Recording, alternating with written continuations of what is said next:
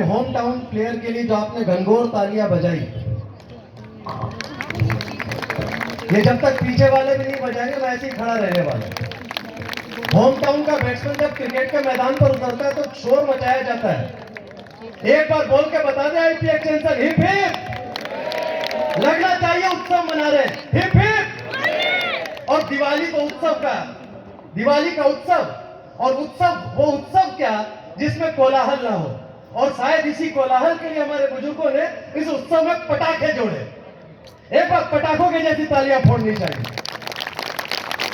सारे मिलकर बोलेंगे महाराजा अग्रसेन की, कुलदेवी माता लक्ष्मी की। अभी मंच से आदरणीय प्रवीण जी ने मेरा परिचय दिया। मैं एक कंपनी में जॉब करता हूं, वहां से रिटायर हो जाता तो ये इंद्रप्रस्थ का परिवार और पूरे देश में जहां भी जाना होता है ये परिवार कैसे कमा पाता। लोग अक्सर मुझसे पूछते हैं कि इतनी बड़ी कंपनी इतने बड़े पद पर काम करके मंच दर मंच जाने की जरूरत क्या है। तो मैं अपने ढंग से जवाब देता हूं कि जीवन में रिश्ते रिश्तों में जीवन गाने निकला हूं। आदरणीय राम गोयल साहब बैठे सामने, उनके चरणों से होते हुए मेरा परिचय आप तक पहुंचे, मेरा लक्ष्य क्या है जीवन का, तब कहता हूं कि जीवन में रिश्ते रिश्तों में जीवन गाने निकला हूं। कुछ अपनी कुछ आपके मन की बात सुनाने निकला हूं। रोजी रोटी रोज कमाऊं फिर भी मन अतृप्त रहे, इसीलिए अब दुनिया में कुछ लोग कमाने निकला हूं। अगर ये मंच नहीं होता तो ये लोग में कैसे कमाता। आदरणीय बिंदल साहब, आदरणीय एलसी शर्मा जी, नरेश गुप्ता जी, मैं नाम लेने लगूं तो मेरे को जो समय दिया गया शायद नाम लेने में बीत जाएगा। मेरा एकमात्र परिचय है कि मैं आपके क्षेत्र से हूं, आपका अपना बच्चा हूं। हिंदुस्तान में कहीं भी जाता हूं तो आईपी एक्सटेंशन के परिचय के नाम से जाना जाता हूं। जिंदाबाद आईपी एक्सटेंशन, मैं आपको सैल्यूट करता हूं।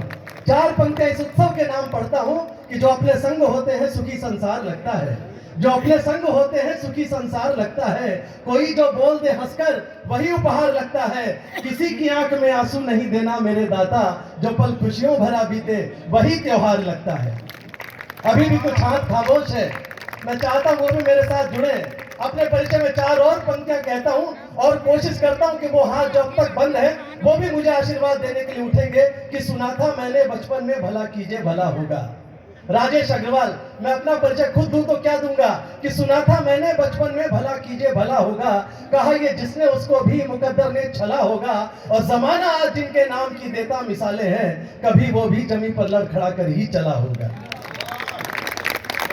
तो अगर आपके क्षेत्र से, हमारे अपने क्षेत्र से निकलकर अगर देश में थोड़ी बहुत पहचान बन पाई तो मां वाणी की कृपा है। मंच पे तमाम मेरे बड़े अग्रज बैठे हैं, इन सब ने मेरा पहला दिन देखा है और जो थोड़ी बहुत यात्रा में कर पाया हूँ तब आपके बीच पहुंचा। अभी भाई कुशल कुशवाहा पढ़ रहे थे, बड़ा इंटेलिजेंट कवि है, उत्तर प्रदेश से विशेष तौर पर हमने मंगवाया कि जहाँ स्वच्छता का, ये दिवाली तो स्वच्छता का पर्व है और ये स्वच्छता पखवाड़ा, स्वच्छता मिशन, स्वच्छ भारत अभियान आज से नहीं चल रहा, भगवान राम के जमाने से चल रहा है। उनने भी स्वच्छ भारत अभियान, स्वच्छ विश्व अभियान चलाया था। अयोध्या छोड़कर जब लंका की तरफ चले तो सरभंग ऋषि के आश्रम में जाकर घोषणा की थी कि इस पृथ्वी को निशाचर विहीन कर दूंगा। वो भी अपनी तरफ से एक स्वच्छता मिशन ही था। एक बार भगवान राम को स्वच्छता मिशन के लिए तालियां बजनी चाहिए। हम अक्सर संकोच में रहते कि दिवाली भगवान राम अयोध्या लौटे उसलिए मनाते हैं, तो आज के दिन हम माता लक्ष्मी और गणेश जी की पूजा क्यों करते हैं। बहुत सारे ऐसे लोग होंगे शायद इस विषय की चिंतन तो करते होंगे लेकिन नहीं पता होगा। मेरे दिए गए समय में मैं बताना चाहता हूँ जो मैं सीख पाया। मेरे बच्चों ने मुझे पूछा कि पिताजी, पापा, अगर भगवान राम के आने पर हमने अयोध्या में उत्सव मनाया था तो फिर माता लक्ष्मी और गणेश जी की पूजा आज हम क्यों करते हैं।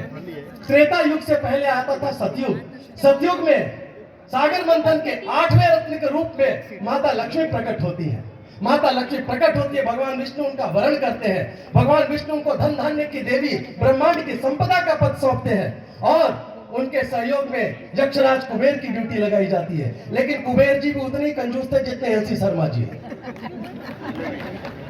कुबेर जी के हाथ से धन नहीं छूटता था, माता के भक्तों का कल्याण नहीं हो पाता था। माता पहुंची विष्णु जी के पास, भगवान क्या करे, ये कुबेर से खजाना नहीं छूटता। भगवान ने कहा कोषाध्यक्ष बदल दो। मां ने कहा कैसे बदल दे, ये भी मेरा प्रिय है। मैं उन लोगों के लिए घटना सुना रहा हूं जिनके माध्यम से हमारे बच्चों तक ये कहानी पहुंचे। मंच से हम बहुत सारी बातें करेंगे लेकिन अग्रवाल समाज का यह पावन मंच है। हमारे कुल राजा, हमारे राजा अग्रसेन जी महाराज, हमारी कुल देवी लक्ष्मी माँ बैठी, इसलिए मैं ये आज्ञा ले रहा हूं 2 मिनट ये बात कहने की कि माता लक्ष्मी पहुंची भगवान विष्णु के पास कि कुबेर से तो धन नहीं छूटता, क्या करे। महाराज विष्णु भगवान ने कहा कि कोई बात नहीं, इसके इनको बदल कर किसी और को रख लो। उनने कहा कि यक्षराज कुबेर नाराज हो जाएंगे तो क्या करें। तब भगवान विष्णु ने इशारा किया कि गणेश जी जो विशाल बुद्धि वाले हैं आप उनकी सेवा लो। माता लक्ष्मी अपने पुत्र गणेश जी को बुलाती हैं और कुबेर जी की सहायता में उनको डिप्यूट करती है, उनकी ड्यूटी लगाती है। अब गणेश जी ने माता लक्ष्मी से कहा, माँ आपने मुझे सेवा तो दी है, एक आज्ञा चाहता हूं, मैं जिसका भी नाम ले लूं कुबेर जी उसके तरफ भंडार खोल दे।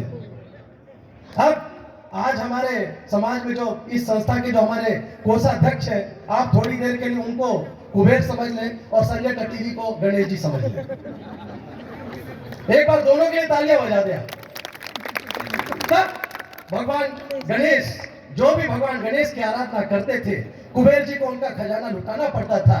उस दिन से माता लक्ष्मी गणेश जी से बहुत प्रसन्न हुई, भक्तों के प्रति उनका अनुराग देखकर उनका मन प्रफुल्लित हो गया और गणेश जी को माता लक्ष्मी ने वरदान दिया कि आज से जब भी नारायण मेरे साथ नहीं होंगे, जब भी भगवान विष्णु मेरे साथ नहीं होंगे, उस दिन उस समय मेरा पुत्र गणेश मेरे साथ होगा। वो दिवाली का समय चल रहा था जब माता लक्ष्मी देवलोक से पृथ्वी पर भ्रमण करने के लिए आती है। भगवान विष्णु उस समय योग निद्रा में होते हैं। इस पूरे काल में गणेश जी माता के साथ होते हैं, इसलिए लक्ष्मी माँ के साथ गणेश जी का पूजन होता है। इसलिए हम दिवाली पूजन को लक्ष्मी पूजन कहते हैं और लक्ष्मी गणेश पूजन कहते हैं, गणेश लक्ष्मी पूजन नहीं कहते। माता लक्ष्मी के दाहिनी तरफ गणेश जी विराजमान होते हैं। ऐसे माता लक्ष्मी और भगवान गणेश जी के लिए एक बार जोरदार तालियां ये पंडाल बजा दे। तब मैं, क्योंकि अगर हम मंच पे खड़े जिस उद्देश्य से खड़े वो उद्देश्य भी समाज तक पहुंचे।